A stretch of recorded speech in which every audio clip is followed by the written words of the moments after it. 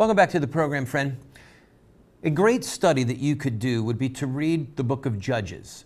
Read it in one sitting, all right? The book of Judges is sort of a template of the whole human race and how God deals with nations. Now, there are some people who think that God does not judge nations. That is simply not true. Both the Old and New Testament are filled with examples where God says He will bless a nation or judge a nation. And we, as the people of the United States of America, are part of a body politic that God watches. And because we're in this geographic area we call the United States of America, and some of us are in large cities, some of us are in the suburbs, some of us are in the country, if God does bring, say, a drought to an area, just a full-blown drought, you might be a really wicked person and your conscience might be plaguing you, or you might be a righteous person and you're saying, God, why is this happening? Jesus said God makes the rain to fall on the just and the unjust. And the inverse of that is true. He holds rain, and if He turns the heavens into brass, like He did in the days of Elijah, then everyone is thirsty. Everyone has to contend with their water supply.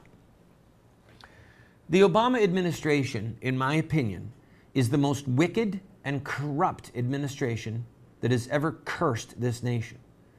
But our woes and our evils did not start with the Obama administration. We have to be nonpartisan. We can't be Democrats or Republicans or independents when we look at the ethics of this country. All right? We've been killing our own children for over a generation.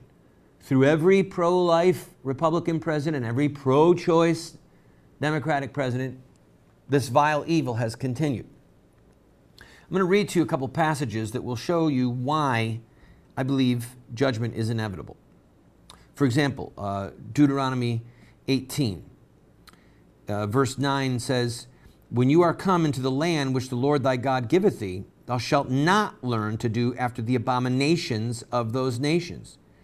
There shall not be found among you anyone that maketh his son or his daughter to pass through the fire." This is offering their children to Molech, child sacrifice.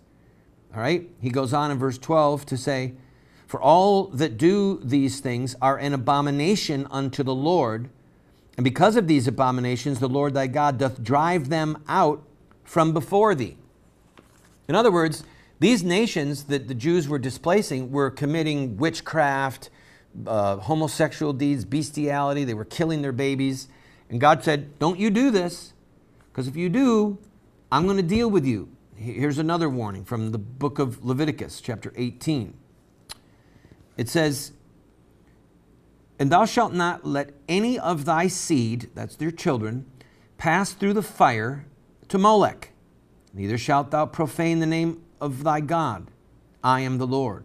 Thou shalt not lie with mankind as with womankind. It is an abomination." This is God saying, don't have homosexual activity. Men do not lie with other men as you would with women. "Neither shall you lie with any beast to defile thyself therewith. Neither shall any woman stand before a beast to lie down thereto. It is a confusion. Do not defile yourselves in any of these things, for in all these things the nations are defiled, which I cast out before you. And the land is defiled, therefore I do visit the iniquity thereof upon it, and the land itself vomits out the inhabitants."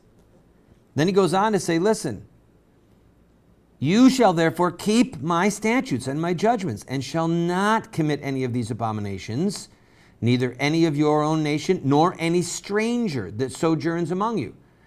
This is God saying, look, it's the same law applies to Jew and to non-Jew, to believer and to pagan. There are Christians who say, well, you can't expect the pagans to obey the law of God. No, God just says you shall not murder. God doesn't say Christians don't murder, but pagans, you can go ahead and commit murder and I won't hold it against you. No. And He says that the land spew you not also when you defile it, as it spewed out the nations before you.